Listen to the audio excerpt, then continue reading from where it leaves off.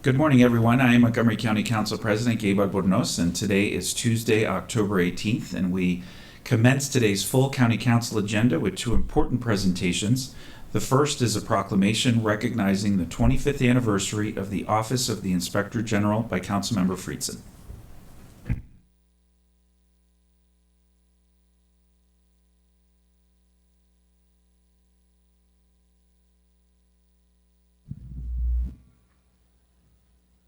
Thank you, Council President Albornoz. Will also be joined by my colleague on the Government Operations and Fiscal Policy Committee, Councilmember Katz. We're here as a quorum of the GO Committee as well on behalf of Nancy Navarro as well. And we're just really excited to be here to not just celebrate the Inspector General herself and her team, but the entire history of this office and the oversight that it has provided for Montgomery County residents. We talk about a legislative branch, and our main job is to pass a budget and to provide oversight for that budget. And we talk a lot on the GO committee about how our only currency in public life is public trust. And public trust starts with really understanding and making sure that we have the type of oversight that we need to make sure that taxpayers can feel confident that dollars are being spent in an effective way, in an efficient way, in a responsible and appropriate way. And every day, that's what the Inspector General and her team are doing, and we really appreciate it. For the past 25 years, they've been doing it. So we're joined here by somebody who is no stranger to this room and this body. Megan Davey-Lamarzi was appointed Inspector General of Montgomery County in September of 2019. And then in 2021, she was unanimously reappointed. She has stepped into this job and this role, and her team together have been there at a time when it is perhaps needed more than ever, where there is a massive infusion of additional dollars, particularly from the federal level, where government was being asked to move at speeds that it has not been asked to move at before, where we have to make sure that this infusion of capital and these new roles and responsibilities that the county government is taking on are being handled in the most appropriate possible way. Ms. Lamarzi served as clerk of this body and Inspector General for the Maryland Department of Health, where she was the first female and youngest Inspector General at the Maryland Department of Health. She began her career as a criminal prosecutor and worked on both the state and local levels. And as an assistant attorney general, she focused on large-scale economic crimes, healthcare fraud, and public corruption cases. Ms. Lamarzi received her Juris Doctorate from University of Maryland School of Law and her Bachelor of Arts from where else? The University of Maryland College Park. Go Terps! She's a member of the Maryland Bar, a certified Inspector General, a recipient of the Daily Record's Leading Women Award, and a member of Leadership Montgomery's core class of 2019. She has developed a reputation for having a direct communication style, for being open, for being transparent, for fostering relationships within and beyond county government in order to do her job effectively. And in this role and under her leadership, the Office of Inspector General has seen a 145% year-over-year increase in complaints received, issued 45 reports, made 119 recommendations, and reviewed programs valued at over $500 million. During her tenure, the Office of Inspector General's annual operating budget has more than doubled with the strong support and advocacy of the Government Operations and Fiscal Policy Committee. Her staff has grown from 5 full-time employees to 17, most of which, I think all of which, are here today. And she's increased the OIG's language and cultural competency capabilities and diversity, incorporated diversity, equity, and inclusion principles in all of her engagements. And she has really been a leader for county government throughout the state and around the region.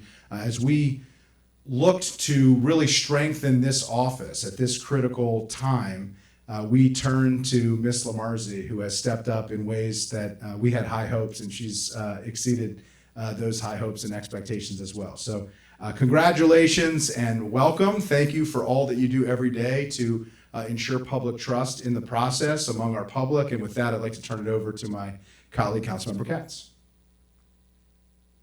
Thank you very much, Councilmember Friedson. I don't know that the staff could get any further back. I mean, my gosh, this is just like every religious place. Everybody could come down here. You know, it's hard to believe. And first off, I should have learned years ago never to let Andrew Friedson speak first. He has said everything that could possibly be said plus. Having said that, it is hard to believe that Montgomery County did not have an inspector general until 1997. I mean, Montgomery County, which is, I believe, larger than population-wise of 6 states in America. I mean, we're that large that we would not have had this type of oversight. And someone who's from outside of government, when they hear the term inspector general, I was teasing Megan before, you know, you think it's some sort of military rank, but when someone here, not everyone is aware of what an inspector general does. I can tell you, this lady standing right here is aware of what an inspector general does, and the people who are so far back in this room understand what an inspector general does. And we are so very fortunate to have someone in this position, and we've had them all along, but especially now, to do the work and to do it in such a fair way. You all call balls and strikes. You don't come in and have an agenda to figure out, you know, to do gotchas. You come in to figure out what's a better way for government to perform. So with that, we publicly thank all of you for doing a great job for all of us during, as Councilmember Friedson said, during some times where every now and then all of us have to shake our head and go, really? How did that happen? But anyhow, once you get that really, how did it happen? You then have to have that next head shake and say, we've got to solve it. So with that, I'll turn it over to Megan, please. Thank you. Thank you, Councilmember Katz, Councilmember Friedson, the entire council for this recognition of our 25th anniversary. Offices of Inspector General really fulfill a critical role in maintaining the democracy that we all enjoy in this country. Oh, thank you. OIGs foster transparency and accountability in government. We shine a light on the way government programs work to ensure that they are cost efficient and effective. We provide the necessary oversight that is needed to build public trust in our institutions. And we serve as a voice and a resource to county employees and residents, the whistleblowers who call us, who want to make sure things are done in a fair manner, who want things to be equitable, to be done right, and that really is our highest calling. So it is a great pleasure for all of us, and my entire team is here, and I am very grateful to them because the work that we put out is not possible without them and their efforts. And I'm very, very proud to lead this office into our next quarter century and continue serving the residents of Montgomery County. Appreciate that. I'll just note the teams in the back row, that's the investigator seats. So you always stand. So everything's in front of you. Yeah. The county executive also back there. Yeah, so 4 years ago, our committee saw a need in the Office of Inspector General to really provide additional resources to ensure the ultimate levels of independence, transparency, and accountability that the office would need, that any Office of Inspector General needs. And I think that we have been able to work together to make that happen, and you all have executed in a way that has really made us proud and that we deeply appreciate. So I'm really happy to be here with my colleague on that committee to be able to read this proclamation. So we have a proclamation from the Montgomery County Council. Whereas on October of 1997, the Montgomery County Council passed Bill 3896, amending the Montgomery County Code, Chapter 2, Administration, Section 264A. I read the whole thing because I know the OIG staff would expect me to. Establishing an Office of the Inspector General as an independent office in the legislative branch of Montgomery County government. And First off, were you even born in 1997? Whereas the Office of the Inspector General reviews the effectiveness and efficiency of programs and operations within county government and independent county agencies, and this has gotten a little confusing, I think, for some people. Independent county agency prevents and detects fraud, waste, abuse, and mismanagement in government activities and proposes ways to increase legal, fiscal, and ethical accountability of county government departments and county-funded agencies, and whereas the Inspector General has authority over county government, the Housing Opportunities Commission of Montgomery County, Montgomery College, Montgomery County Board of Education, and Montgomery County Public Schools, and whereas the Office of Inspector General investigates complaints from residents, contractors, and employees regarding suspected fraud, waste, abuse, and mismanagement in county-funded departments and agencies, and whereas the Inspector General makes dozens of findings and recommendations each year to improve operations and services provided through publicly funded programs and agencies. Now therefore be it resolved that the County Council of Montgomery County, Maryland hereby celebrates the 25th anniversary of the Montgomery County Office of the Inspector General. And be it further resolved that the County Council recognizes the Montgomery County Office of the Inspector General for providing objective oversight, protecting the integrity of county government operations and programs, and proactively and thoroughly identifying potential sources of fraud, waste, abuse, and mismanagement of county resources and public taxpayer funds. Presented on this 18th day of October in the year 2022 by myself, the Council President, Councilmember Katz, on behalf of all of our colleagues on the County Council. Congratulations, and I will note, when this office was created, I was running for treasurer of the student government of Hoover Middle School. Wow. So I was born, but I was pretty young. So congratulations, and here's to the next 25 years. I'd like to welcome up the whole staff. We're going to take a picture. So everybody on the team, come on down. Our colleagues, please join us, please.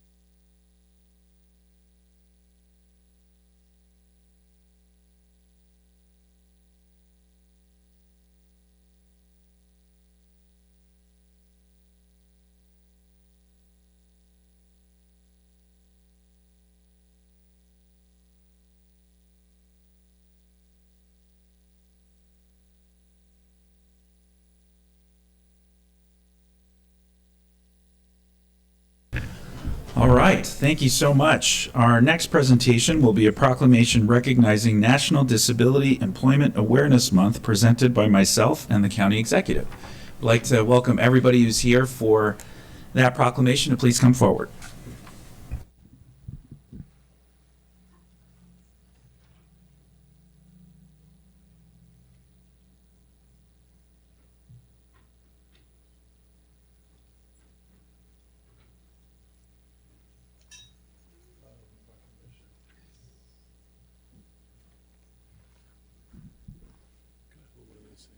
Yeah, you got it. All right. Well, once again, good morning, everyone. It is such a privilege to have the opportunity to recognize National Disability Employment Month. We have some outstanding community-based organizations and nonprofit organizations and a Department of Health and Human Services that is fully committed to ensuring that we facilitate the opportunity for every resident in Montgomery County to be able to access employment. We have record levels of openings right now within not just our county, but across this country. And it is critically important that we close the disability inclusion gap by merging disability into business opportunities, which at this time, again, is critical in all sectors. 90% of companies say they prioritize diversity and inclusion, yet only 40% consider disability in their work. We have to ensure that we embrace a movement nationally and take full advantage of the skill sets of every single one of our residents and the assets that they provide all of us for so many different reasons. And so I am honored to have the opportunity to present this proclamation this morning, and I will now turn it over to the county executive to say a few words as well. So thank you, and I'm really happy to be here this morning. This is actually personally important to me. I have a foster son. He's 55 years old. He still lives with me. He's Down syndrome, and through most of his adult life, at times he's had community work through programs that will actually hire folks with disabilities. And I can tell you from his perspective, it's not the money, it's the sense of self-worth that comes from being able to go out and work. When he's not working, he talks about, can I get a job? Can I get a job? And he's not looking for the money. He has no idea what his paycheck is. But what he does know is that he's valued and he goes to work. And that's important for everybody to feel like they have a useful role to play. So that's my personal link to this. But I want to say that, I have a few people I want to thank for being here. We have Sherry Beamer and Garrett Alston of SEEK, Lou Merrick and Susan Hold from the Ivy Mount School. We've done a lot of work with the Ivy Mount School before. We have Patricia Ritter of the Treatment and Learning Center, Tom Liniak from JSSA for Compassionate Care, Anne Deschamps from Transcend, Tony Cancilosi from Columbia Lighthouse for the Blind, and Cynthia Grissom from WorkSource Montgomery. And without all of you, we don't have the programs. And if I missed somebody, I'm sorry they weren't on this list. But it shows what's happening in Montgomery County. And I wanted to also add that Montgomery County has had a pretty aggressive program. This year, we're going to be allocating $175,000 in grant money to help Easter Seals on their mission. The Edison program helps many people with disabilities, and groups like Easter Seals just don't put their clients into the workforce once they've secured paycheck and benefits and retention support to make sure they could stay at work. And there's a Ticket to Work program run by the federal government, and I want to thank Montgomery County businesses for the role they play in employing. Like you said, not enough employment out there, lots of support. We need more employment opportunities. And at a point when there's so many vacancies in the private sector, this ought to be the time that people who are willing to work and want to work should be allowed to step up and fill these positions. So there's no better time than now for people to say this is the time to open our doors. You got people who want to work in a time when they're talking about all the people who don't want to work. We should be hiring the people who want to work. So I'm encouraged that we're doing this today, and thank you for always supporting this, and thank the council for always supporting this. This is another one of the things for which there's always been unanimous support for the work that this community does. So thank you all. Thank you so much, Mr. County Executive. Just a couple of other recognitions. I wanted to recognize Patricia Galilee, the new chair of the Commission for People with Disabilities, and really want to thank her for her leadership. And I now want to invite Tony Cancilosi, the CEO of Columbia Lighthouse for the Blind, to provide some remarks.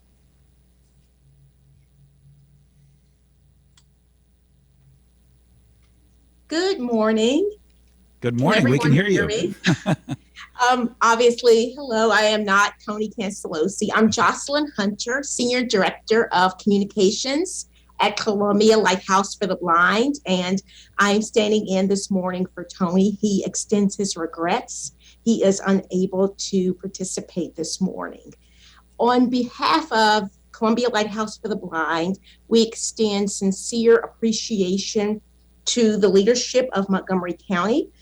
Mr. Ehrlich, we thank you. Sir Gabe Albanaz, we thank you. And the County Council for your enduring commitment of our mission to serve people who are blind, visually impaired, and deafblind. Specifically with regards to National Disability Employment Awareness Month, we are so happy to share that Columbia Lighthouse for the Blind currently employs 72 individuals.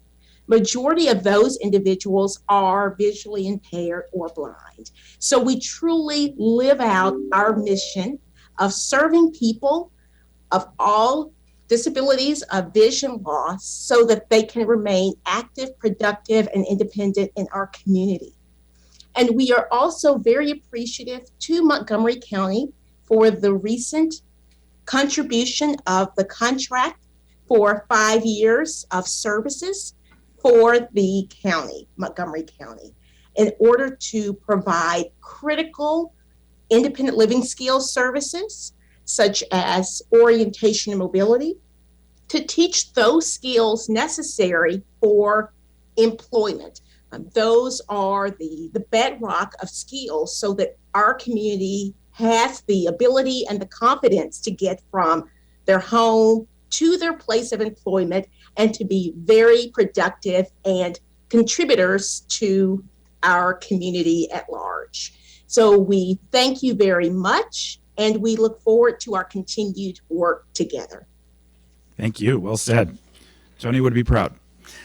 We will now read the proclamation. Whereas, Patricia. Yes, of course. Thank you so much, and thank you for having us here today. The commission is always proud to work with the county council and the county executive to push forward initiatives for persons with disabilities, especially around employment. The pandemic has taught us many lessons, and one of those lessons that we learned is that we can approach work differently. Telework, options for having, more time at home.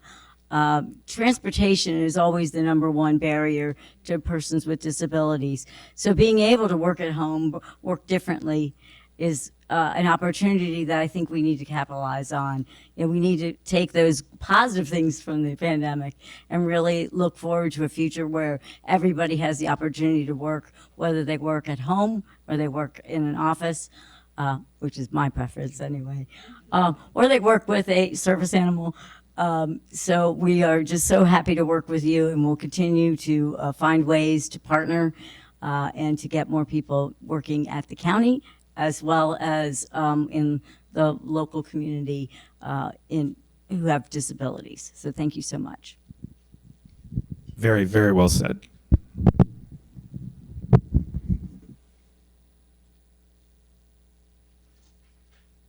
All right. Whereas Montgomery County's theme for National Disability Employment Awareness Month this year is Disability Part of the Equity Equation. We celebrate the many and varied contributions that people who have an intellectual, developmental, psychiatric, sensory, or physical disability bring to the workplace. And Whereas Montgomery County partners with public and nonprofit organizations and private businesses in innovative ways to address the high unemployment rates of individuals with disabilities by providing more inclusive career development and training programs. These efforts lead to increased levels of competitive integrated employment and dignity of meaningful work. And whereas Montgomery County government strives to be a model for local jurisdictions and private sector employers, as evidenced by the county's hiring preference for veterans and people with disabilities.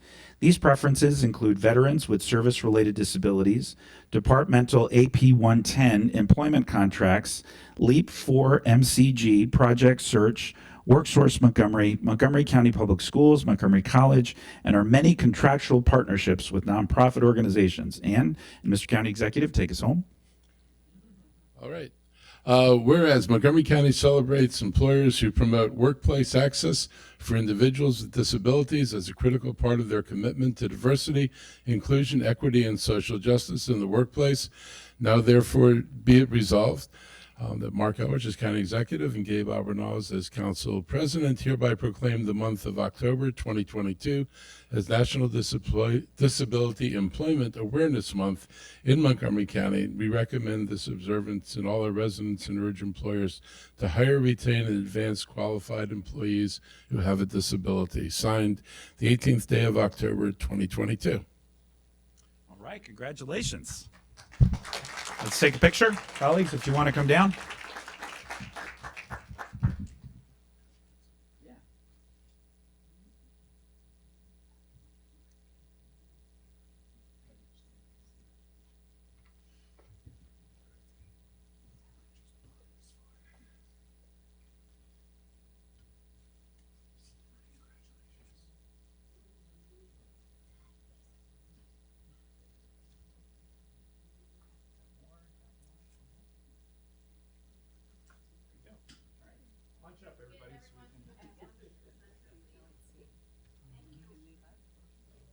really see everybody. So come up front. Come up front.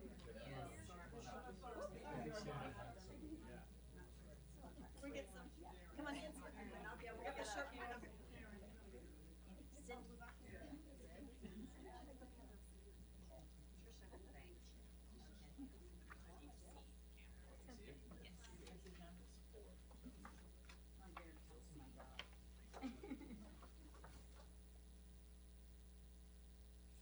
Are you smiling?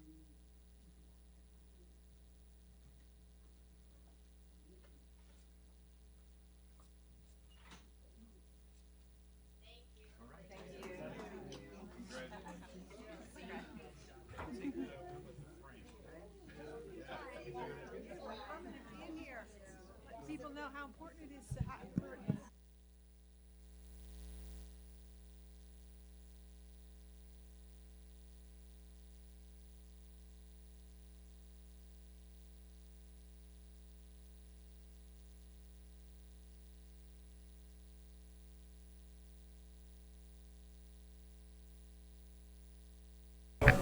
All right, we are a couple minutes ahead of schedule. Let's break for 5 minutes and then come back.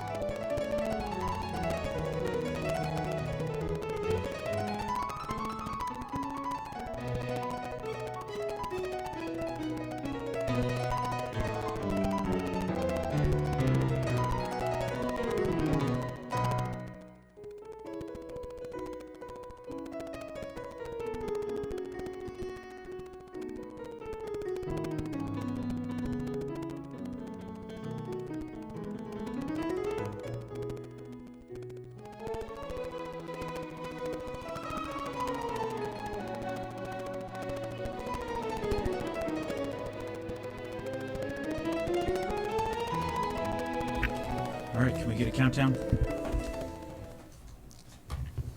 Good morning, we are live in 5, 4, 3, 2, 1.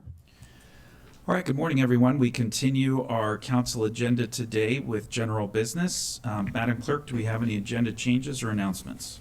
Good morning, Council President, Council Vice President, Council members. We have a few brief announcements this morning.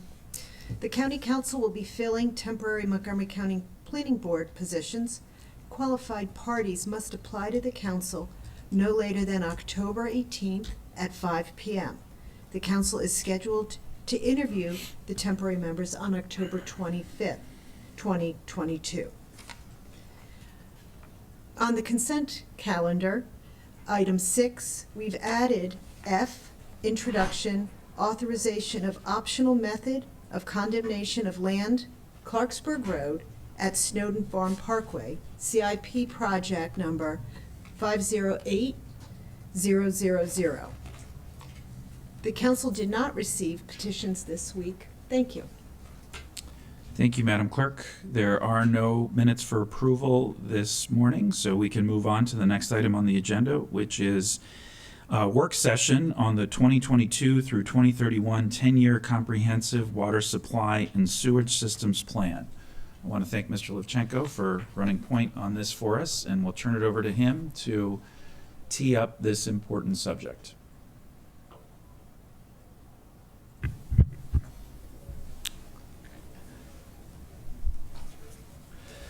All right.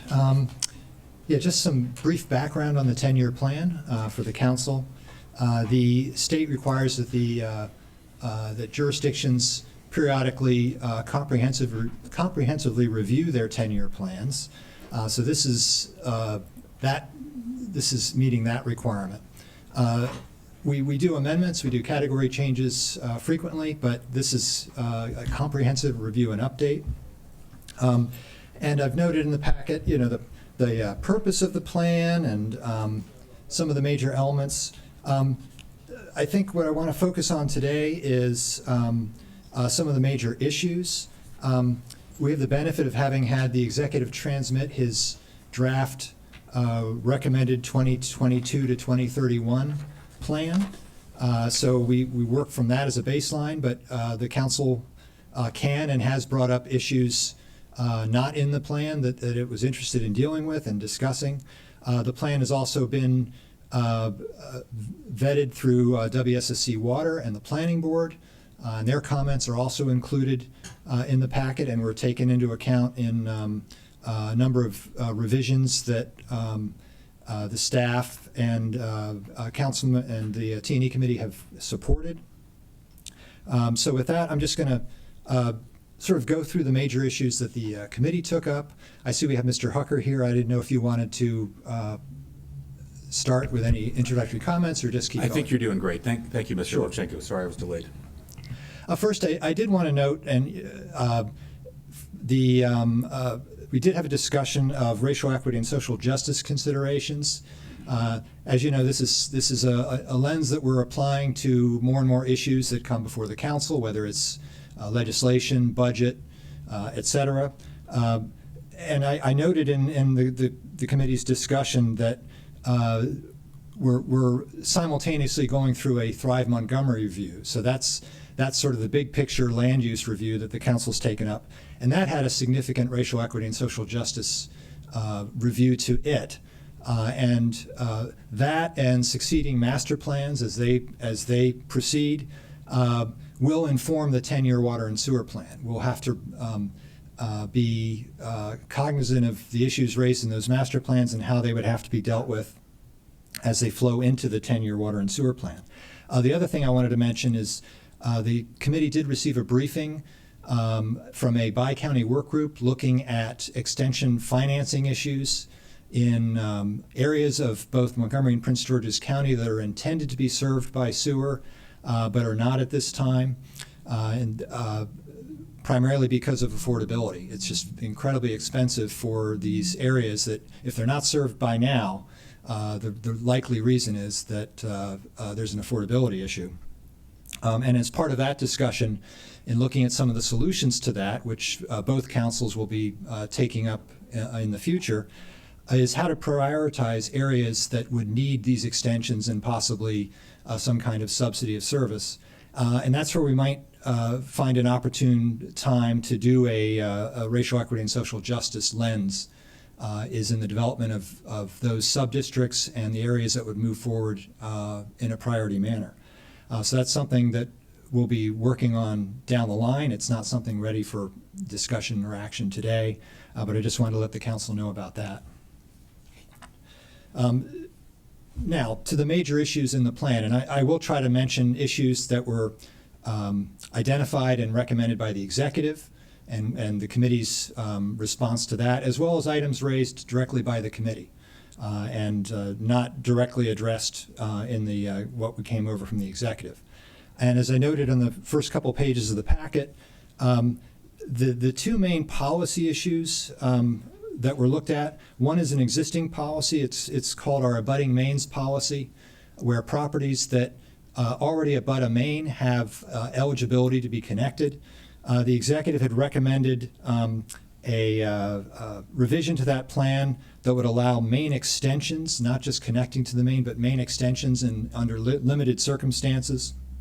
And this was in response to some category change requests that the council had deferred last year. And the committee was comfortable with that approach and the limited circumstances for that.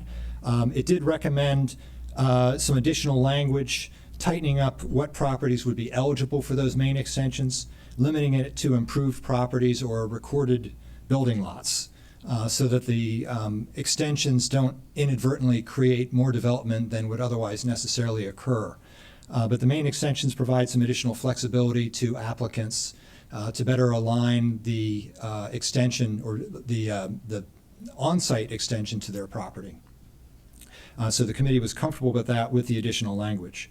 The other item that the committee added, also based on a deferred request last year, was the ability for properties under some circumstances to transfer abutting mains rights. A property that I mentioned earlier that is eligible may be sitting next to another property that is not eligible. And if they're under the same ownership, they both abut the main, and some other conditions that we've identified, under certain circumstances, the property owner can transfer the rights from one property to another. And one main concern that we feel we've addressed in this language is the donating property needs to have a fully functioning septic system as documented by permitting services, so that we don't run into a situation where in the short run that property would need service to deal with a public health problem in the short term at least, so that we don't end up with two connections to sewer where one was intended.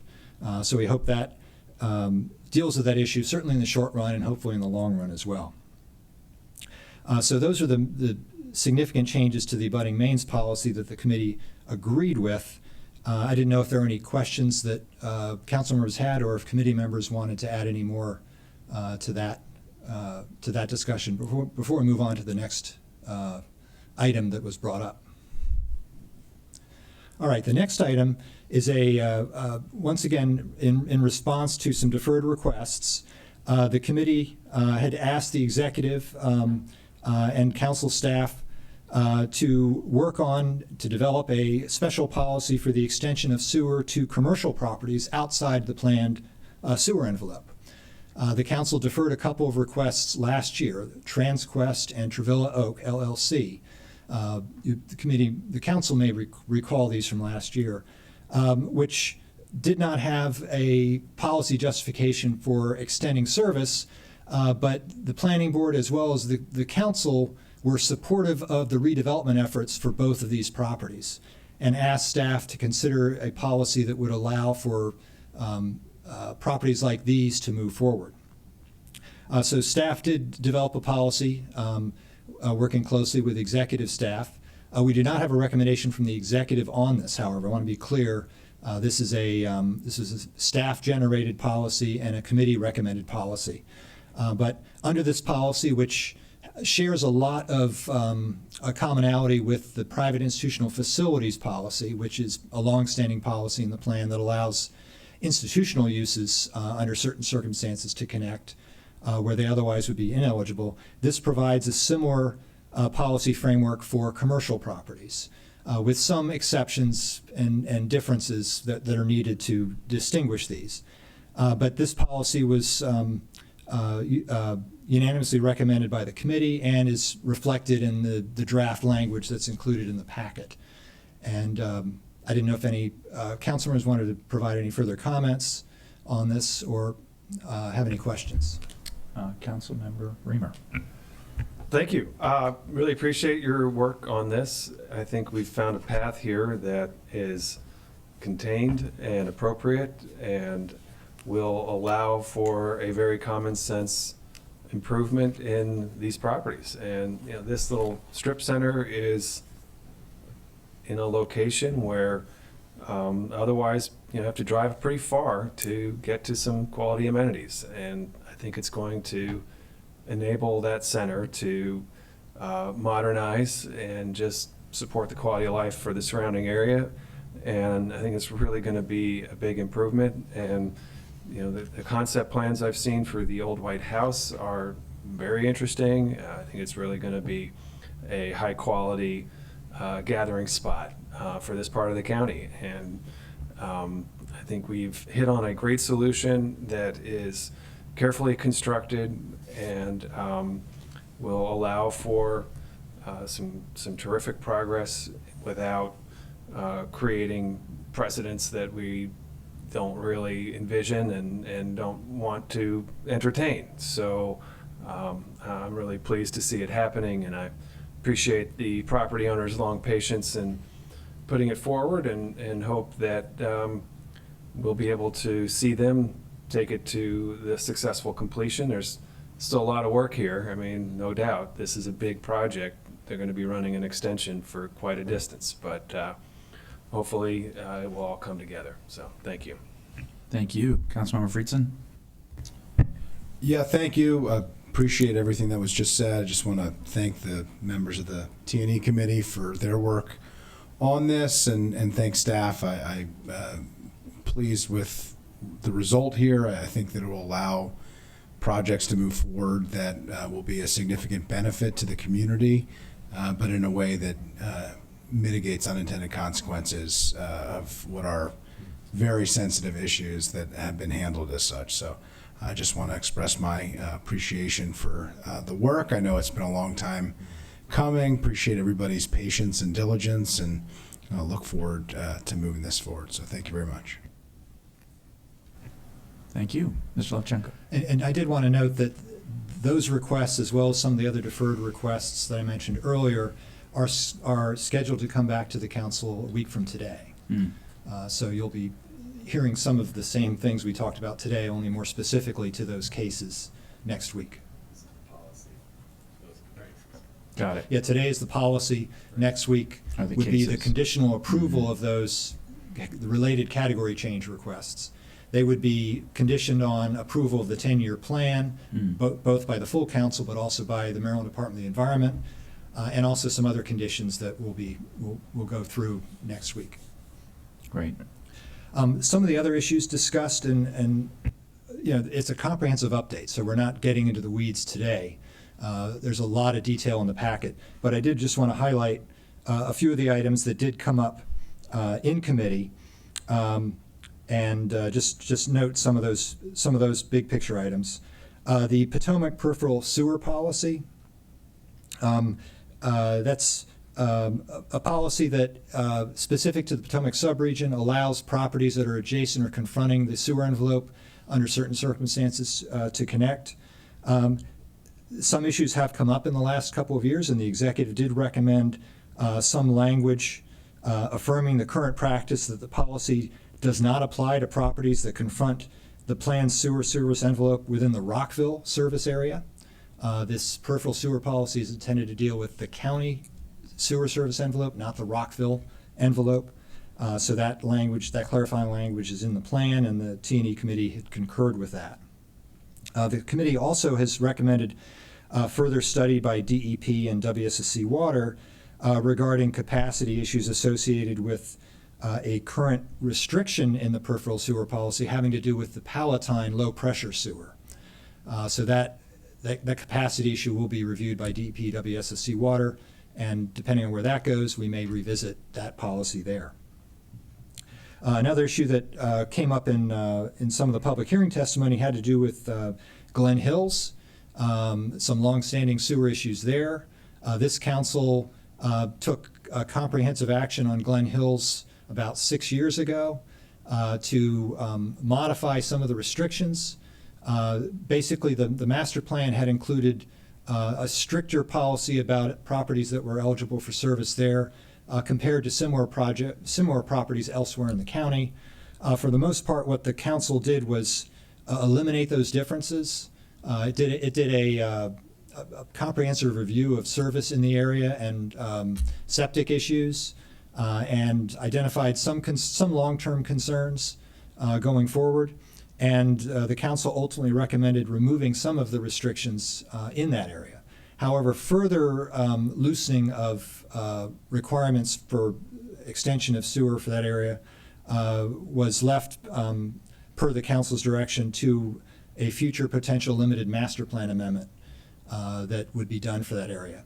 And to date, that has not been scheduled. It's not on the planning board's work plan for review, but that is, staff believes that is the appropriate place to deal with these even broader issues of area-wide sewer concerns in Glen Hills. So that issue was discussed by the committee. I had mentioned earlier the underserved neighborhood bi-county report regarding main extensions. So there's some language in the plan that will be updated based on the most recent developments with that. More to come with that in terms of how the sub-districts that would be involved here would be created, how the subsidies would work for those sub-districts. State legislation is needed in order to provide some of the financing from WSSC Water. Both counties would also be contributing to that, and that would have to be discussed as well. So a lot more to come with that, but we did update the language in the plan. Some other issues, just briefly, regional water supply and raw water storage. WSSC Water provided some updated text there. There's a lot of activity going on in the region and seeking federal support for additional planning work for off-site or off-river water storage. So that's a major regional issue, and we expect more to come with that in the coming months and years. But we did want to update that language to be to capture the latest work going on there.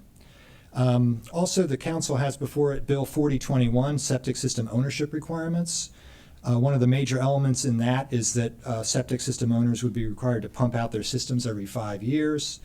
The council's taking that up this month, or the committee is, and the plan recognizes that legislation, but because we don't have a resolution to that yet, we don't have any firm language in terms of requirements for the 10-year plan. But when that bill is passed, we will need to reconsider what, if any, changes need to be made in the 10-year plan related to that.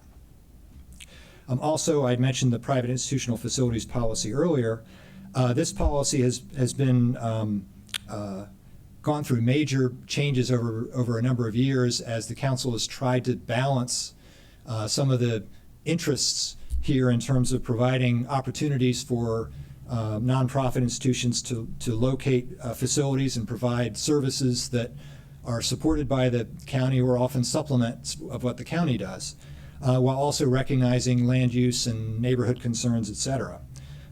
So many renditions of major policy changes have occurred with that, with some controversy over the years. However, this year's plan, the changes are more clarifying in nature and more technical.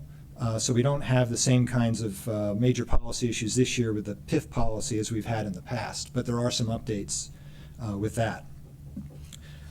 Another issue, there's a specific policy called the Riverwood Drive Restricted Sewer Service Area, and the executive had recommended updating the restrictions to reflect properties that have already been served by sewer or properties that are not feasible to be served. Staff had recommended some modification to the areas that would be removed from the restriction, and executive staff were comfortable with that, as was the committee, so we made some adjustments to what the executive had recommended. There's numerous other recommendations that I've mentioned that I don't think need to be fully discussed here, but are in the packet. In terms of next steps, we'll prepare a resolution for final action based on today's straw votes for action by the council next week. Then there's a comment period for the executive. Then it is transmitted to the Maryland Department of the Environment for its review and final action.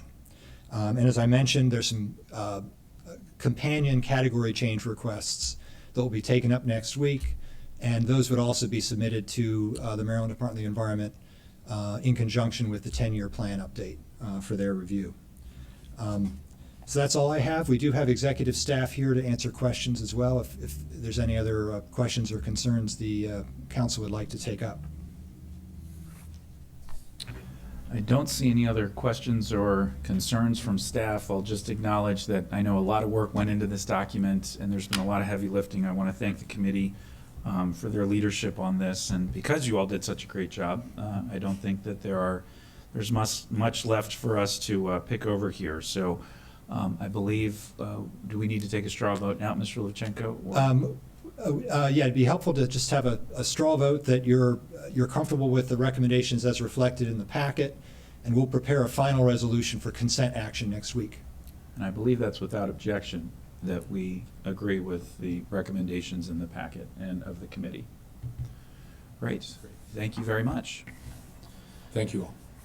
Okay, that didn't take as long as we had anticipated, and so we have interviews for the Merit System Protection Board, but I don't believe the interviewees are here. Is that correct? Or are they, Ms. Michelson? Okay.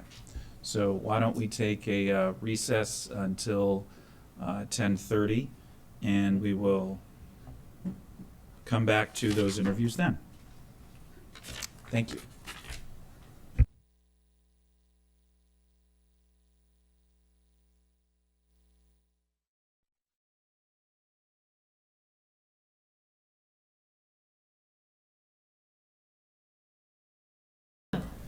All right, thank you, everyone. We resume our council session this morning with interviews for our Merit System Protection Board. I want to thank Ms. Chittis and Ms. Koppel for your willingness to serve this morning. The way this will work is I will ask each of you a question. There are 7 questions in all. We will do this in alphabetical order. And then after the 7 questions are asked, my colleagues will then have an opportunity to ask you a question as well, or follow up to an answer you may have given in your initial response. And as my colleagues know, we must ask questions of each of the members of the respective folks before us. And so just so everyone's aware. So thank you again so much for joining us this morning. Please explain your understanding of the purpose of the Merit System Protection Board and the role of a board member. And if you can limit your responses to somewhere between 1 and 2 minutes, that'd be helpful to keep us moving forward. And we'll start with Ms. Chiles. Good morning. You want to press the button right by the microphone. There you go. Good morning. My last name is Childs. Childs, thank you. Yes, thank you. The purpose of the Merit System Protection Board and the role of the board member. The duties really are to protect the county and to protect employees of Montgomery County. So if an employee is demoted, suspended, or terminated, they have a right to an appeal, and the appeal is made to the board, who hears the arguments, pro and con, and makes a deliberation. So I think that concisely expresses the role of the board and the board member. Thank you, Ms. Childs. Ms. Koppel. I will just piggyback on what You want to hit the button right by the microphone. There you go. Can you hear me now? Yes, we can. I will not repeat what Dr. Childs has said in her succinct description, but I would add that the Merit System Protection Board protects most, but not all, county employees. There's some exemptions in front of me, for example. There is Dr. Childs has described the adjudicatory function and the 3 types of appeals, which would be disciplinary and termination, denial of employment, and decisions on grievances. And we are to carry out, the board members are to carry out these duties in an unbiased manner, not favoring the employer or the employee. There are also non-adjudicatory functions. For example, every 5 years, there's an audit of the compensation and job classification standards. I understand an audit is going to be taking place this year.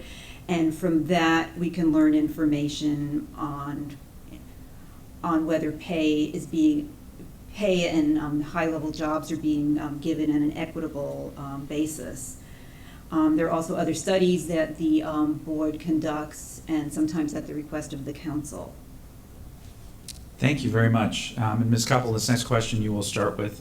What is your experience in the field of personnel management, including experience with merit systems, collective bargaining systems, or other types of government-regulated personnel systems? Please indicate any other experience you may have relating to the duties and responsibilities of the Merit System Protection Board.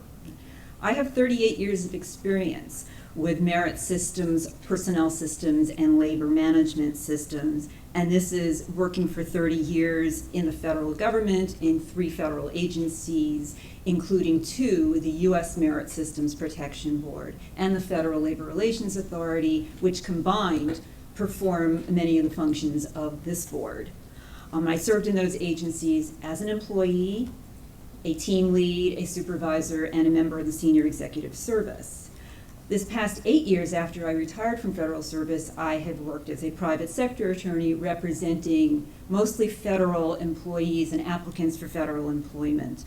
Those employees being protected by one sort of merit system or another. And in fact, last week, I just completed a 5.5-year term at the U.S. Government Accountability Office's Personnel Appeals Board, which seems to be, in many ways, the federal legislative counterpart of this board.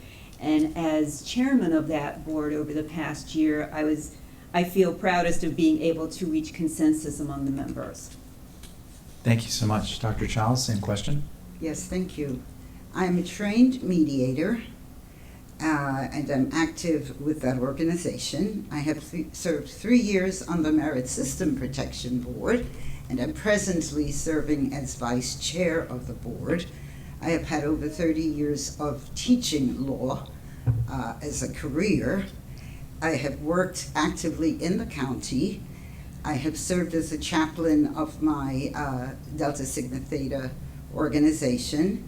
And so I think that summarizes my years of experience in the field. Thank you. Thank you, Dr. Childs. And we'll start with you with this next question, Dr. Childs. Will you be able to make the time commitment that the board requires? Absolutely. I have the time to read the documents, analyze the documents, and then when we meet on Zoom to contribute and participate actively. Thank you. Thank you so much. Ms. Koppel? Yes, I will be. In fact, particularly this year, now that my term at the Government Accountability Office Personnel Appeals Board has ended. This year and for the next 3 years, I will have the time to fully commit to being a member. Thank you. Ms. Koppel, this first question is for you then. The county charter states no member of the board shall hold political office or participate in any campaign for any political or public office during the member's term of office. Is this a problem for you? Not at all. Great. Dr. Childs? Likewise, not at all, not a problem. Thank you. And the next question, Dr. Childs, is are you aware that members of the Merit System Protection Board must submit annual public financial disclosure statements? I am, and all of my statements have been submitted. Thank you. Thank you. Ms. Koppel? I'm also aware, and I've done this during much of my federal career. I also understand the importance of financial disclosure forms, having been the chief ethics officer at a federal agency. Fabulous. And Ms. Koppel, if appointed, how would you position this role to work on racial equity and social justice issues? I see an opportunity in the non-adjudicatory functions of membership. One example would be the auditing of job classifications and compensation systems. The 2018 audit found that there was some pay inequities based on race and national origin, which the study found could have been based on the high concentration of certain races in certain low-paying jobs. And one example they gave is bus operators. 72% of them are African-American men and women, whereas only 19% of managers in the county are African-American. And the audit came up with some recommendations. And one opportunity that we would have to advance racial equity is to check to see whether the county carried out these recommendations, or what the roadblocks would be. And depending on the findings of next year's audit, they may shed light on the need for other studies as to what are the roadblocks that prevent lower paying people in certain races from advancing. And one example that comes to mind is position descriptions for supervisors. Do they all have to have a college education? And there'll be issues like that the board would have an opportunity to consider. And as for the adjudicatory function, I see opportunities where occasionally, and Dr. Charles may be able to address this, you reach a decision on an individual case. It's on all fours with the law and regulation, but there's something wrong with it. It's not equitable, it doesn't make sense. And that could give the board an opportunity to propose changing the problematic regulation. So I do see many opportunities for advancing racial equity. Thank you so much. Dr. Charles. With regard to racial equity and social justice, I think it's important to take a real critical look at the data that we have. What is the age of the data? Times have changed. Language has changed. So I think right now we are faced with examining the issue, and the Merit System Protection Board has developed recommendations which are in circulation for an RFP which will be promulgated in the next year or two. I think, again, looking at the data, who is doing the data analysis? How accurate are the results? Do they reflect our community? I think these are very important pieces to analyze and not make emotional decisions, so that there is a substantive root in whatever we decide. Thank you. Thank you so much, Dr. Charles. And Dr. Charles, this last question for me will be for you first, and then I've got Councilmember Jawando in the queue after this question is answered. First, is there any actual or potential conflict of interest or anything else in your background of which the council should be aware? If you are in a profession that serves clients, what types of clients do you serve? I am not in a profession that, quote, serves clients.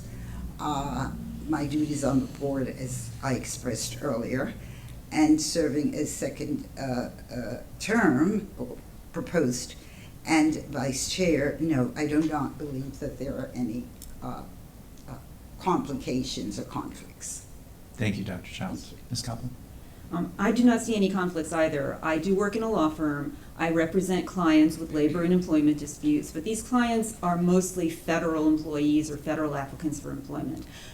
Our firm does not represent any county employees, nor do we have any plans to do so. Thank you very much. I'll now turn it over to colleagues to ask any questions, and I'll start with Councilmember Jawando. Thank you. Good morning, and thank you for reapplying and serving, and thank you for being willing to serve and continuing your service in another way. Thank you. I don't know, I'm sure I speak for my colleagues, we are lucky to have such qualified and competent applicants. Can we just clone you for every board we have? I think we'd be very happy. We can arrange that. Some ethical considerations there. But, I do have one question from your various vantage points. Let's start with you, Ms. Childs. You served on the board and you're applying for reappointment. How do you think that the board has room? Is there room for improvement? Are there processes or things that you haven't yet accomplished that you think we could change or should change, or that you should change if reappointed, that the board could do better? And I guess the question would, the same question to you would be from the perspective of what you perceive the board to have done in your prior experience. But we'll start with you, Ms. Child. I think it would be helpful if we met in person. Not advocating that, but I think there is a joie de vivre that is conveyed when you have that in-person discussion, and you can share your differences and sort of argue about it over coffee, if you will. I think there may be a lack of empowerment on a certain level of employees that I discern. Again, need the data to analyze, need the data, can't go by my sense. And so that is my one area of hoping to improve, as you asked. When you say lack of empowerment of employees coming to you, could you explain? Yes. Okay. Yes. Okay. Yes. Okay. Yeah. And I think for me, the business of honesty and integrity is very important. And as I shared with my colleagues, when I put my head on the pillow at night, I must go to sleep. So those decisions are very dear to me, and I feel for the community when they're not empowered. Yeah. Thank you. Not having worked on the board, I don't have the inside story. My perspective is based primarily on the website and the decisions and the studies that were there. I'm thinking that just from the annual reports, I think there should be somewhat more emphasis on the non-adjudicatory functions, because those are very important. You know, the changing of regulations, for example, and I don't know if those activities are not done, but they are not, I don't think they're given their due in the reports. And I think people would want to, I think the public would want to see more of what we do other than issue decisions. The other thing, and this is just an idea, I don't know, perhaps it may have been researched already, but I know some of the courts have lists of attorneys, say retired attorneys, who would have time to take on cases pro bono or at a low rate. And I just know how complicated labor and employment law can be, and it can be very difficult for a pro se. So it would be good, perhaps, if there would be a list of representatives or attorneys who could help them out going through the challenges of employment law. I appreciate that. That's kind of the other side of the coin of empowerment and having places for people to go and feel heard and get their issues dealt with. So, all right, thank you. Those are both very helpful. Thank you, Mr. President. Thank you, Councilmember Jawando. I don't see any other questions. Oh, Councilmember Navarro, sorry about that. Thank you, Mr. President, and thank you so much for applying. And Ms. Childs, thank you so much for your service thus far. I wanted to follow up a little bit on the comment that you made, Dr. Childs, in terms of the empowerment piece. Can you elaborate a little bit more on that? Are there particular ideas that have come to mind? Obviously, you did say that, you know, data analysis is going to be important because this is your sense, but are there particular elements that you think would, you know, enhance that sense of empowerment for particular communities, particular employees? Well, I think that presentations to organizations that advocate, whether for the Latino community or for the African American community, to advise that there are resources available and that one need not be food insecure because of a job demotion or some sanction that may impact salary and living. I mean, there are just the residual effect. It's like the deck of cards. First this happens, then that, then the other. So I think it's important to address that, not just from singularly the demotion, the termination, the promotion, or the demotion, or the termination, but to encompass the pain, the disenfranchisement. Thank you so much. Wonderful. Thank you both so much for your willingness to serve. I think Councilmember Jawando said it well. We are very fortunate to have such very qualified candidates. So we will be following up, and we thank you very much for your willingness. Thank you so much. All right, we move on to the next item on the agenda, which is legislative session day number 29, introduction of bills. This is an introduction of Bill 2822, Common Ownership Communities, Duties, Requirements, and Procedures. Lead sponsor is myself at the request of the county executive. Mrs. Coney, could you talk a little bit about this bill? Yes, good morning, council members, and thank you, Mr. President. This is Bill 2822. It's a bill to amend provisions regarding common ownership communities. It's Chapter 10B and the sequence of provisions around section of Chapter 10B of the code. So in the memo that is included in the packet, I just want to walk through just the salient points that are being addressed. This is a bill from the executive. It was based on recommendations from the Common Ownership Communities Commission. And they think that, as outlined as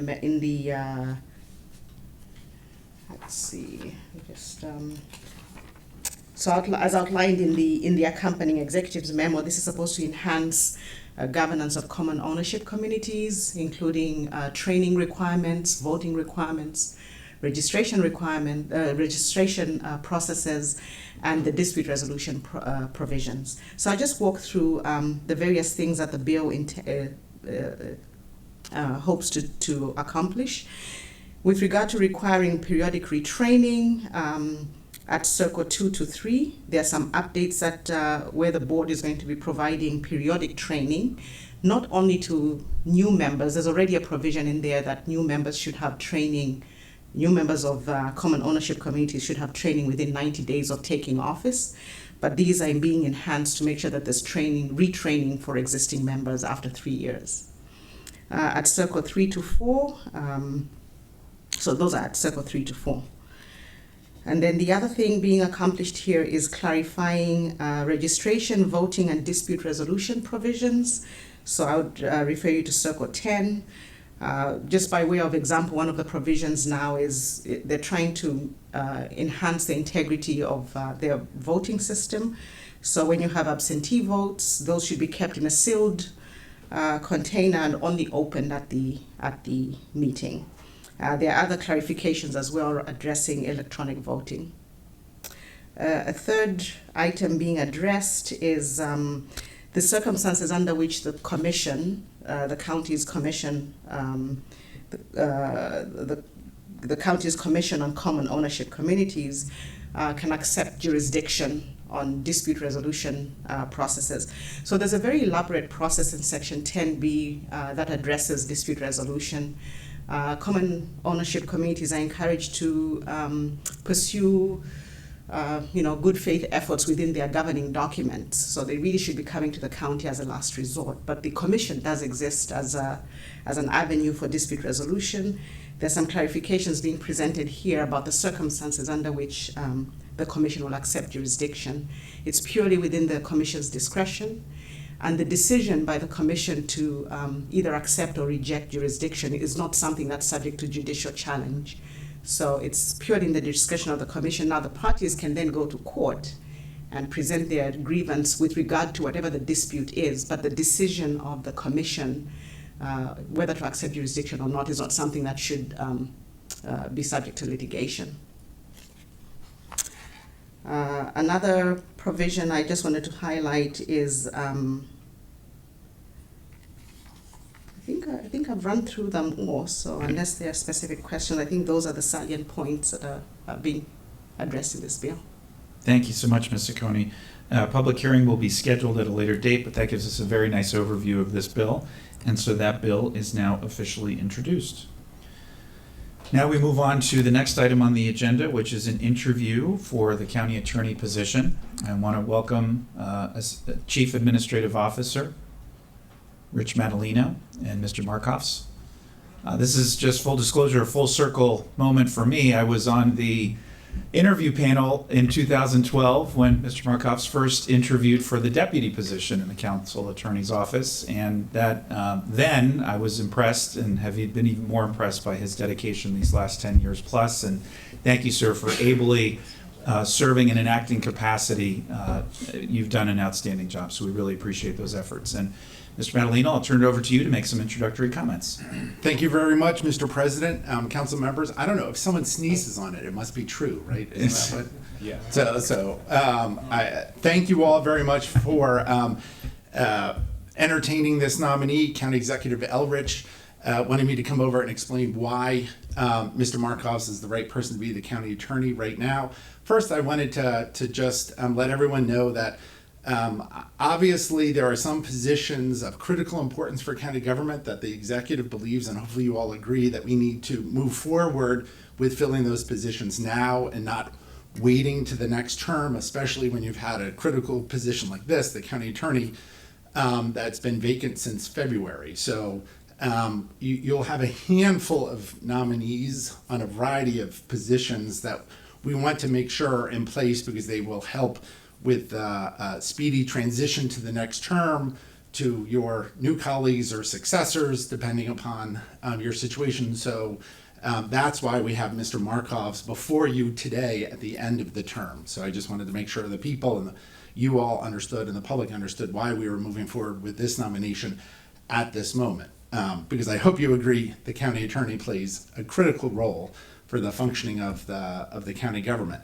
Mr. Markovs has been an attorney for 32 years. He is actually a member of the bar in Maryland, Virginia, DC, and Pennsylvania. He has been with the county government for almost 16 years, 10 of those years serving as the deputy county attorney, as you heard the council president talk about. He has, in that role, been the key representative for the county government in a series of our highest profile, most controversial, or most consequential cases, whether it's negotiating around Viva White Oak to the Smart Growth Initiative, to being the liaison between the county attorney's office with the federal government and the state government over the Peter Bang embezzlement issue. He has been a key player in representing the interests of the people and the county government for years, which is why one of the many reasons why the county executive has put his name forward.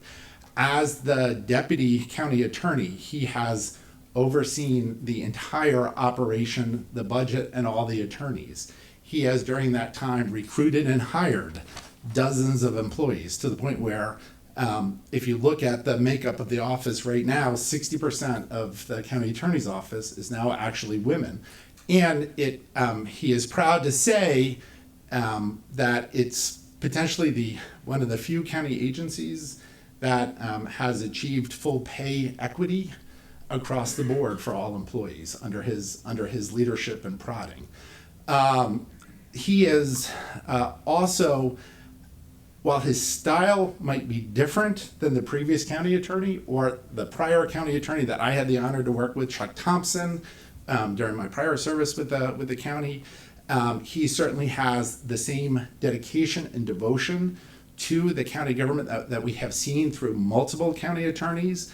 And I think because of his role as the deputy county attorney, he understands the unique position that the charter places our county attorney in as the advisor, the legal advisor to the county executive, and an advisor to all of you. He has been blunt and clear in his assessment to myself, to other leaders in the county government and the county executive about what our legal position should be, what our exposures are. The county executive has valued that information and advice, and I think he is worthy of continuing in this role, as does the county executive, as the permanent county attorney, and potentially serving this county executive and county executives to come, depending upon the question of the referendum. So with that, Mr. President, I would request humbly that all of you support this nomination for this outstanding Montgomery County public servant, John Markovs, to be our next county attorney. Thank you so much, Mr. Madaleno. And I'll note just for our public at large that this is a unique appointment in that this is the only county executive appointee that does formally serve both the council and the county executive. And it is a unique role and an important one. So, Mr. Markovs, I've got 7 questions for you. Ask that you limit your responses to around 2 minutes to give my colleagues some time at the end to ask questions themselves.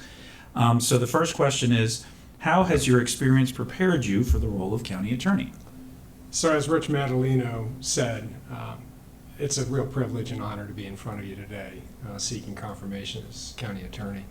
I've have about 32 years of practice both in state and federal courts as a seasoned trial lawyer, but also I bring a perspective, having worked in the private sector for about almost 18 years, 17, 18 years, of being very customer service oriented. And I think you've seen that over the last year as acting county attorney, that my view is that the county attorney's position and lawyers in that office are to serve and not to be a barrier to the implementation of policy and laws, but to call balls and strikes and to be in a situation where we're giving sound legal advice to the council and to the county executive.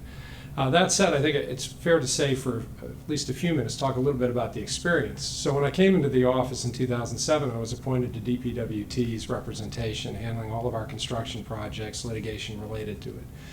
Then during that same time frame, I was assigned as the special player in the office to handle really ugly cases. Some of you might remember we got sued for $100 million in the Republic Properties case. That was the developer that was originally selected as interim developer out of White Oak. The county executive Leggett did not go forward with that, and we ended up in major litigation. Leon Rodriguez was the county attorney at the time. I was appointed to handle that case. During that time, I handled all kinds of negotiations and litigation that was very ugly or high profile. Litigation with the Archdiocese, other very controversial projects. When I became deputy in 2012, I think both Mark Hansen and Leon Rodriguez, Mark was the deputy, had recognized that I had a special role in the office.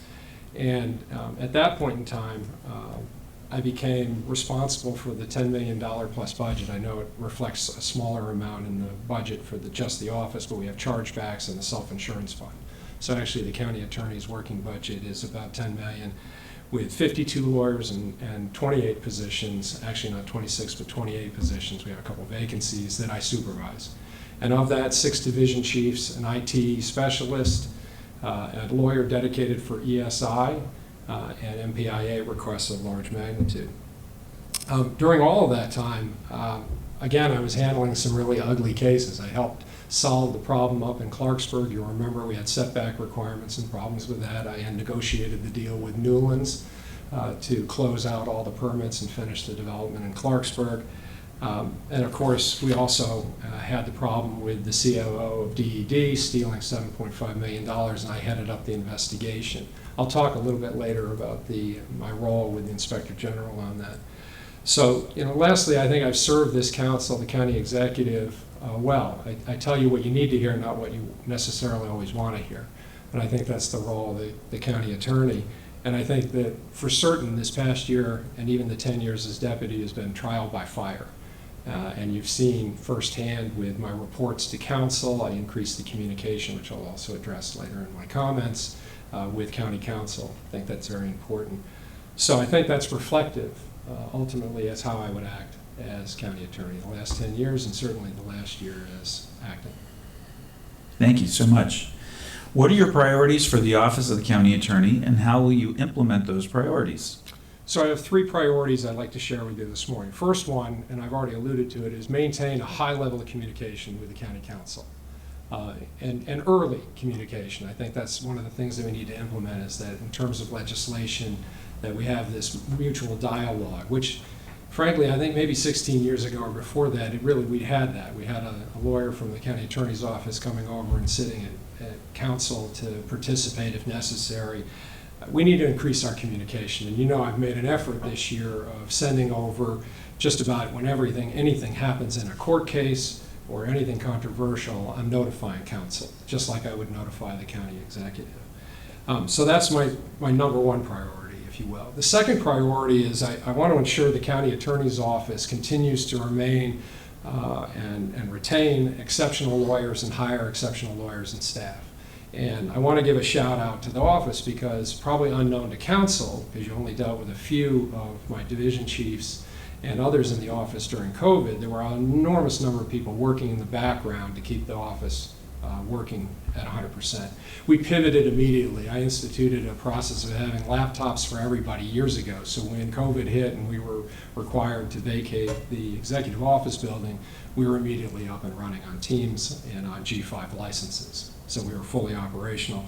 I do want to give a shout out to some of the division chiefs you don't know. I know that you've worked with Sylvia Kinch, sitting as the Board of Health.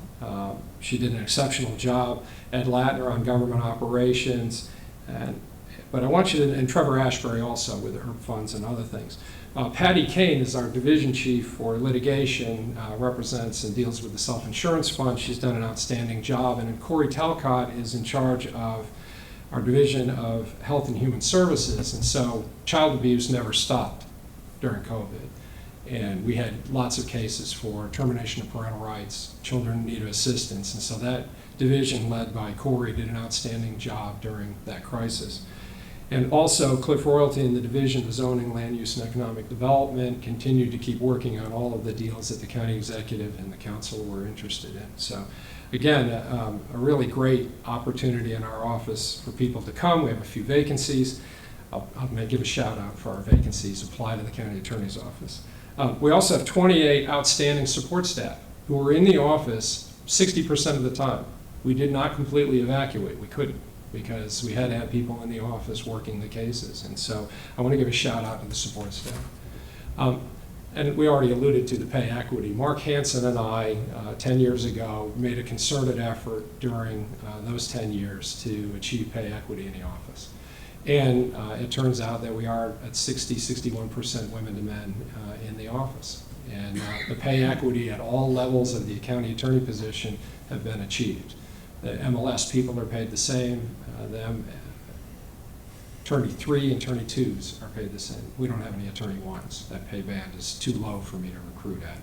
So that's my second. Third priority, and very important, is to support the priorities of county council and support the priorities of the county executive.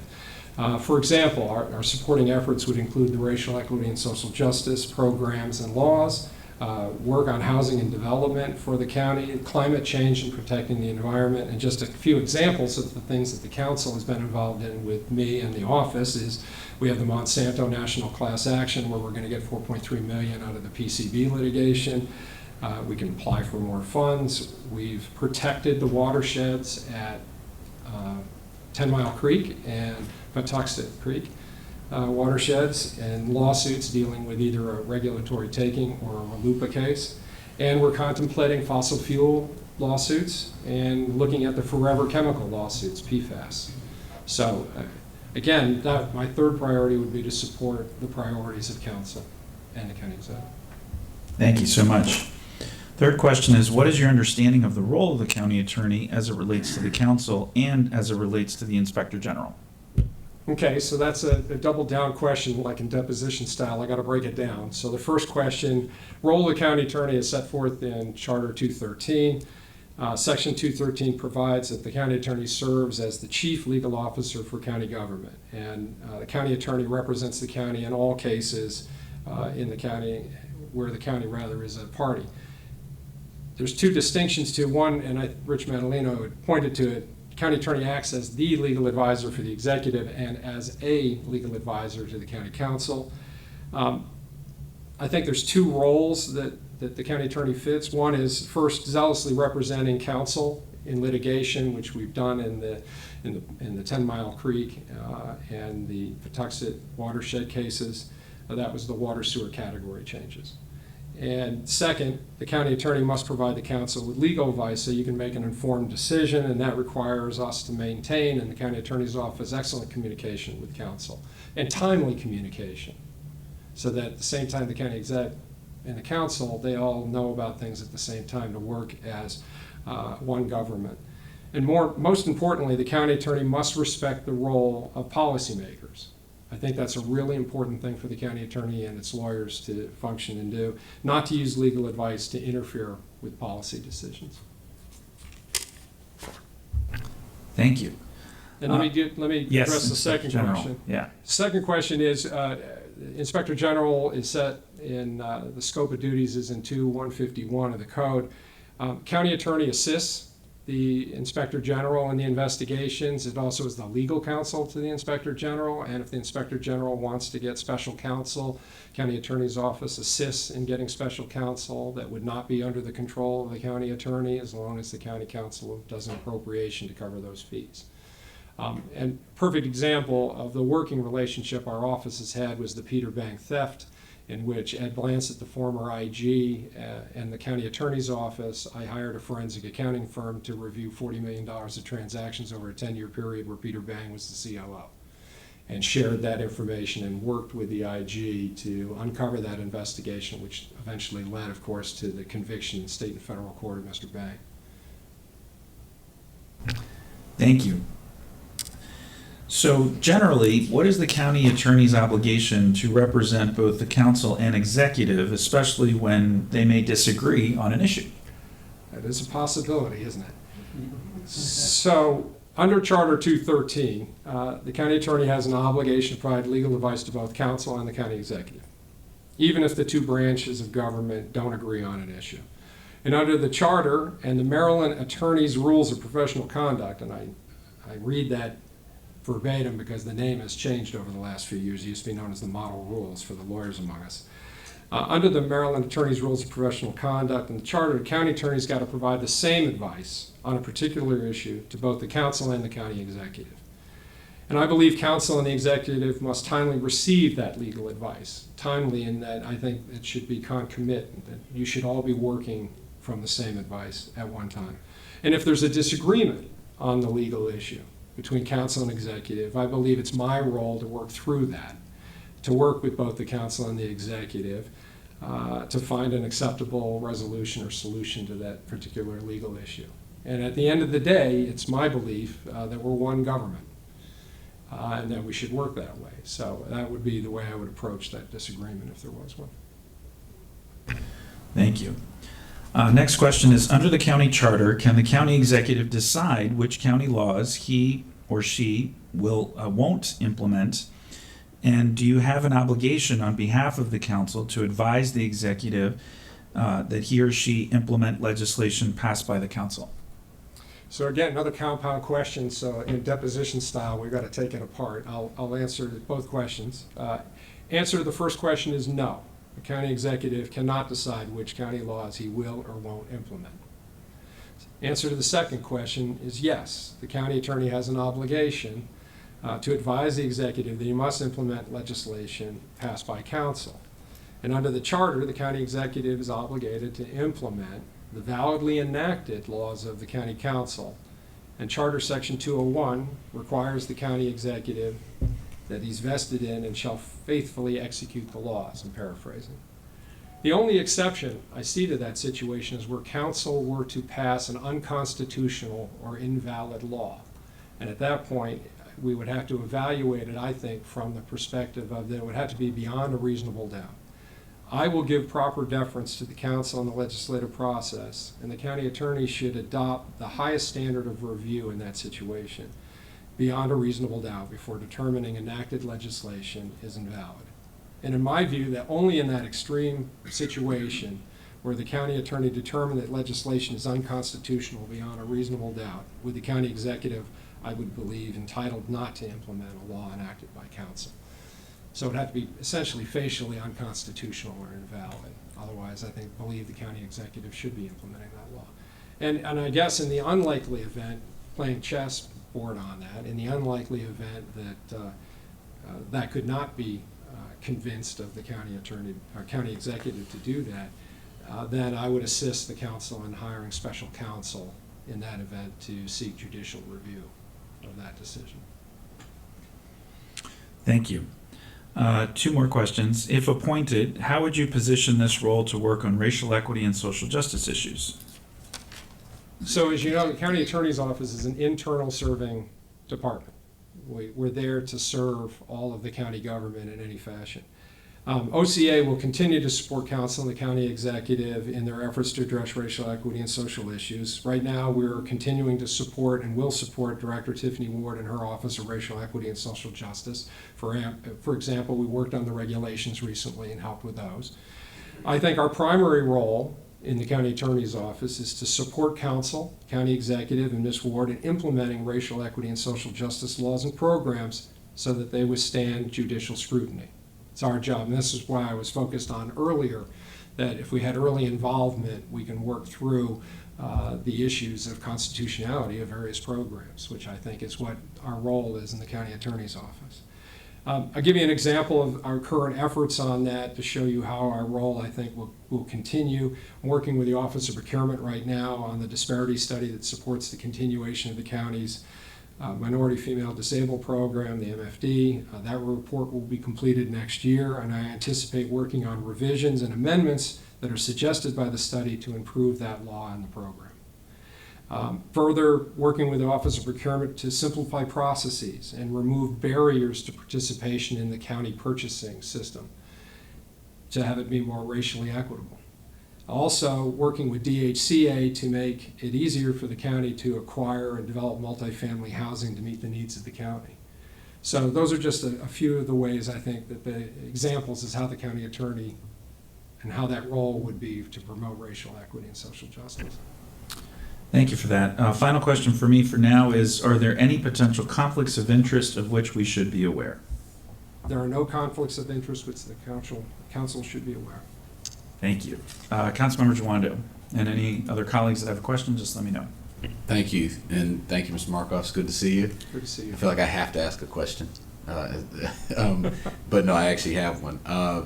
It follows off of question 5, which is, I think, a really important question, and I agree with you. We are one county government, and this shouldn't happen, but we live in a world where things happen that shouldn't happen all the time, and meaning this council, this branch of government, passes a law and sets a time certain that that law should be implemented, and sometimes for various reasons, some innocuous, maybe others not, it doesn't happen.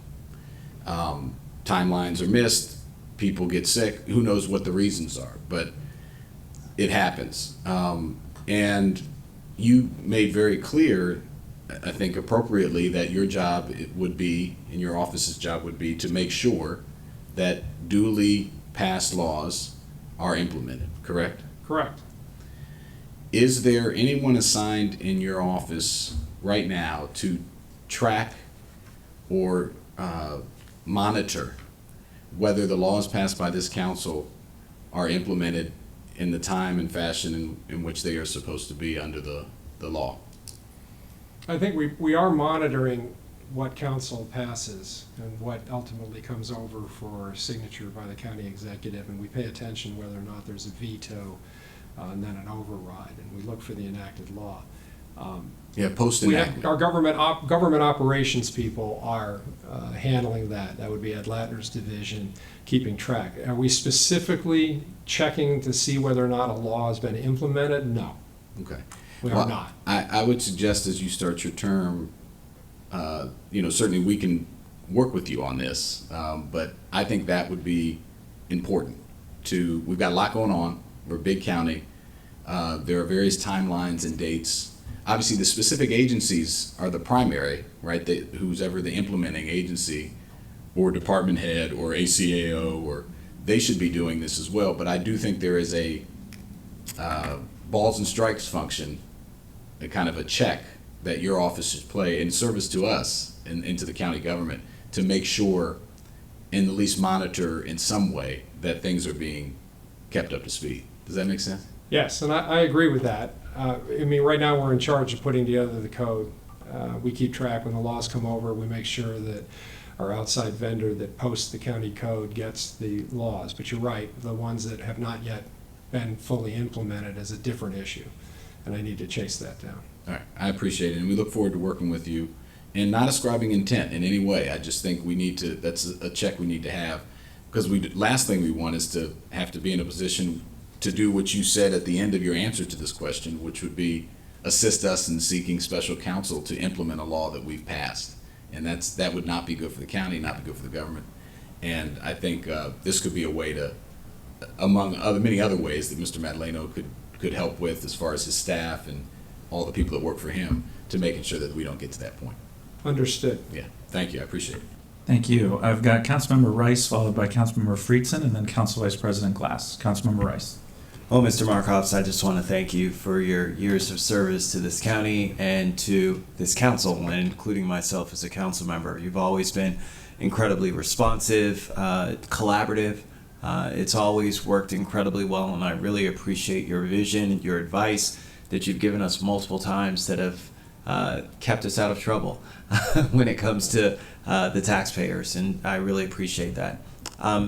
I did want to ask a question because as we see the landscape changing when it comes to our judiciary, and it is one that's very interesting because everybody always talks about judiciary being balls and strikes, but as we know, it all depends on who the umpire is as to whether or not a ball is truly a ball and a strike is a strike. What do you see as some of the challenges for us as we move forward when it comes to some of the the judicial landscape, when it comes to reproductive rights and other kinds of things that we in this council have been very affirmative of trying to move forward, oftentimes which may be in contrary to what we're seeing at the federal landscape as we're currently seeing when it comes to affirmative action and other kinds of things that are all on the dockets. For our new council members that are coming in and for those that are returning, what do you see as some of those challenges, and how do you think the Office of the County Attorney can help to ensure that Montgomery County continues to be one of those great progressive places that delivers that way of life that we know is so special and important to our residents? So the quick answer is 2 words: the Supreme Court. I think that's probably our biggest challenge, is what's going to come out of the Supreme Court over the next term. As you know, there is at least one case that presents potential problems depending on how broadly interpreted that case is, and it has to do with the Harvard School admissions program. So we'll see what happens with that. Same thing, I'm not sure of any recent cases that are high enough in the circuits yet to get on this term, and maybe next term, on reproductive rights. And further case law on gun rights is being massaged pretty fast through the New York system, federal system up in New York rather. So I see the courts as a challenge. I also see, though, an opportunity for the county attorney's office to push and stretch and contemplate the areas of the law. Look, the old adage is, well, you have one lawyer in town, you go hungry. You have 2 lawyers in town, you make money. And the reason of that is that lawyers make money and are successful in the areas of gray zone. If it's cut and dry, there's no controversy. And so from my perspective, the county attorney's office is uniquely qualified because we have great lawyers, but we're also in a position where we can work with the council to, I don't want to say push the limits, but certainly stretch the legal analysis necessary to accomplish the goals that we all want. So I see that as probably the true role of the county attorney's office. And I think you've seen evidence of that in the last year or two about my approach on things. Thank you. Councilmember Friedson. Well, thank you very much. I'll echo comments of colleagues. Really appreciate all of your service to the county, and in particular, your work as acting county attorney this last year. It really has been refreshing to have your communicative style and your directness, and in particular, your willingness to start from a culture of, here's what the public interest is, here's what the goal is, the clear intent is, how do we get creative and think through avenues to allow the county to move forward. And the White Flint property was just one example of that. It had been stalemated for a while.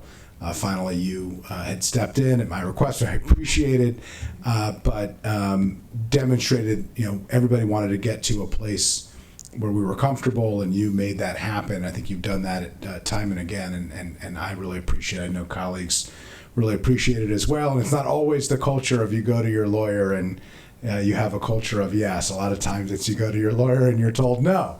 And here are all the legal reasons why that would be a problem, as opposed to here's the avenue to do it in an appropriate way. So just wanted to note that and appreciate that. I did want to piggyback off of Council Jawando, I say council member and Council Jawando, and his point. I think this is a really key issue and something that I think we ought to work on over the next several years, but really making sure that the duly enacted laws are implemented with fidelity, and that is not just an execution question, it's a timing question, and I think that has been a challenge at times, and something that it would be helpful to think through more formal administrative mechanisms in order to ensure that that's happening.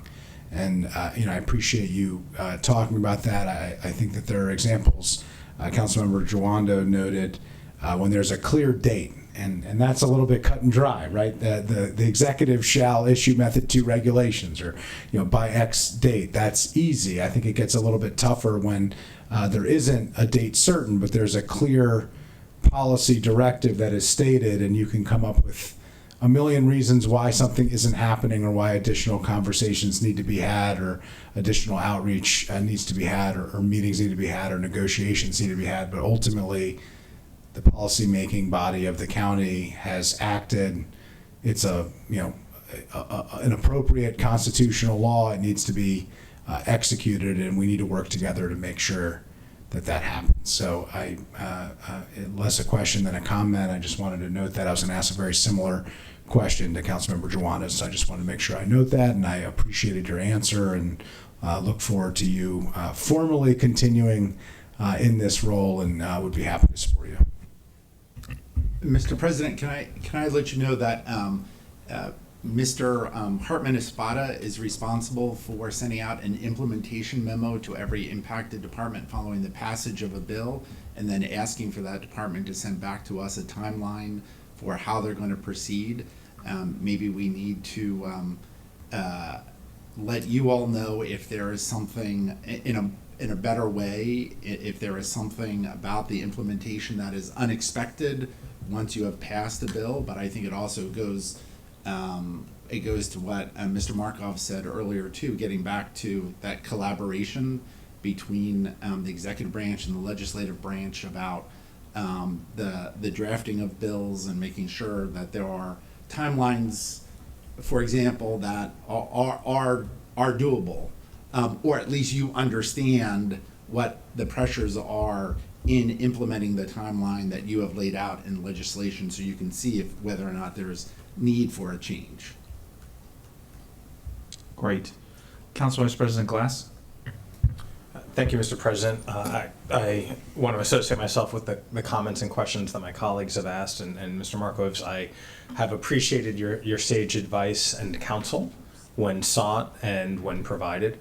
And in particular, I have really appreciated your work to strike a balance between the balance of government, between the executive and legislative branches. It's not always easy, but as you noted, it is a unique position that you and your team are in, and I think you have proven yourself capable of doing that.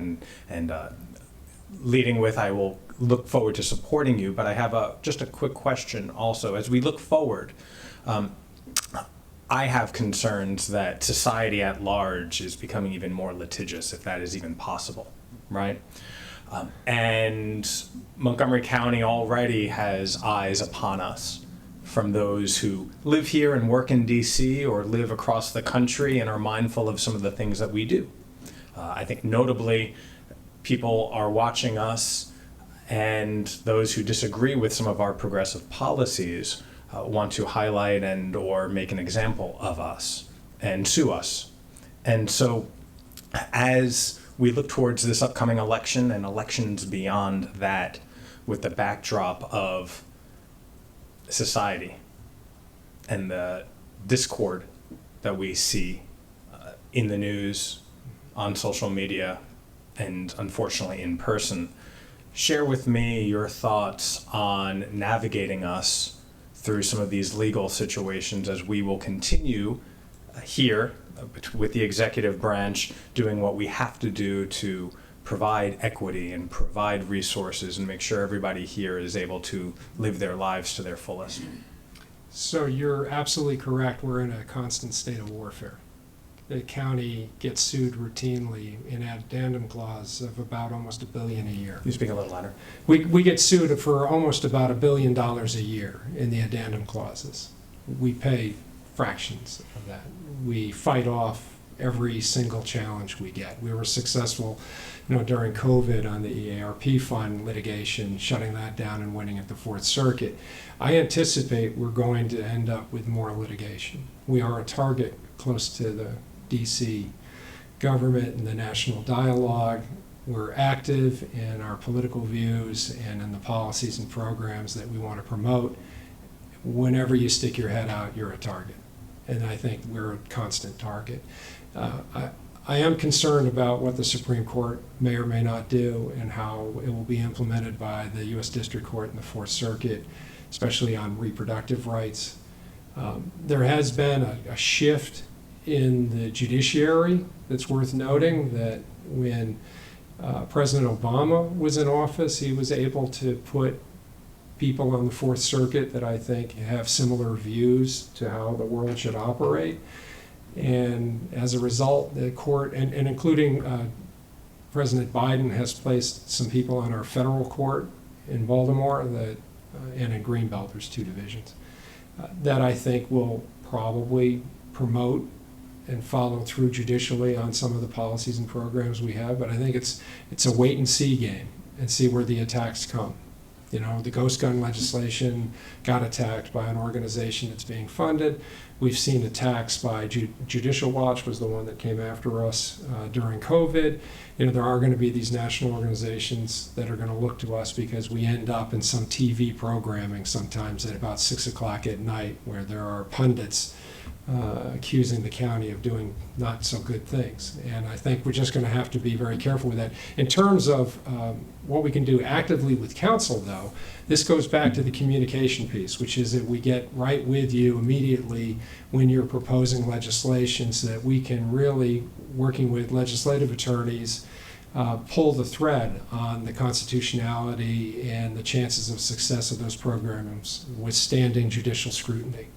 So I think that's really important. So I think that's an important consideration going forward, is the communication piece. Again, the court cases are going to come out, and then people are going to try to use them to either upset or promote our policies, and we'll just have to see how they come out. Well, I appreciate that. And in your response, you equated our legal battles to warfare. And absolutely. What we are doing is placing you as general in that courtroom and writing those legal briefs. And you have proven yourself to be up to the task, and look forward to continuing to support you. So thank you. Thank you. Thank you. Councilmember Navarro. Thank you, Mr. President. Well, Mr. Markov, I am going to make some remarks as somebody who is about to leave, but as chair of the Government Operations and Fiscal Policy Committee, obviously every year we have to deliberate on the budget for this office, and also, engage in a little bit more of a conversation about how things are going. But also as a council member, I think the longest serving here, have had to be part of a lot of deliberation and a lot of closed session conversations and a lot of litigation. And it's very interesting because I remember as a newly elected council member, we had a particular case regarding abortion rights here in the county. And you would think, right, that after going through those ups and downs and that roller coaster, et cetera, that perhaps some things would have been settled somewhat, but here we are, all over again. And so, what I just wanted to say, just as a general statement, is that I personally, every time you would walk into that closed session, I would feel like we were ready for war, because your style is such that is very much straight to the point. And how do we also protect and represent the desires of our voters? It has been alluded to here that, Montgomery County is a very special place. And our residents and the voters do expect us to fight hard to protect particular values and to enhance and to make sure that even if, you know, we lose sometimes, that we definitely made a point. And so I want to say thank you for the service that you have provided thus far, and I am, you know, thrilled that you have been, you know, sent over to take over this very important position, because there is no doubt that it's only going to get more complicated. I appreciate you also pointing out the issue of communication. I think that, you know, when I joined the council and everything was happening so fast, one of the things that I have to say that I appreciated from the previous administration and also the leadership here on the council staff was that there was a very solid communication flow, right? And so we would get those visits into our offices and say, hey, heads up, you know, this may be happening, here are some issues, et cetera, right? That I think is going to be even more important. And so just like there was a recommendation made in terms of monitoring the legislation, I hope that there's also an opportunity to take a fresh look at this issue of communication, because with an expanded council, with the environment that we are, you know, facing, I could only imagine how much more difficult it's going to get. But as I said, I have no doubt that you will be the right person to take this on and to face this sort of new chapter. So anyway, just a comment and just to express my appreciation, and I feel really good that I know that the county council and the county as a whole, the administration will be in good hands. Thank you very much. Thank you. Just say a couple of things and to sort of wrap things up. I've been impressed at the synergy between you and Ms. Wellens on several cases that have come before this body recently, and I know that synergy and work in collaboration with our council attorney is very important.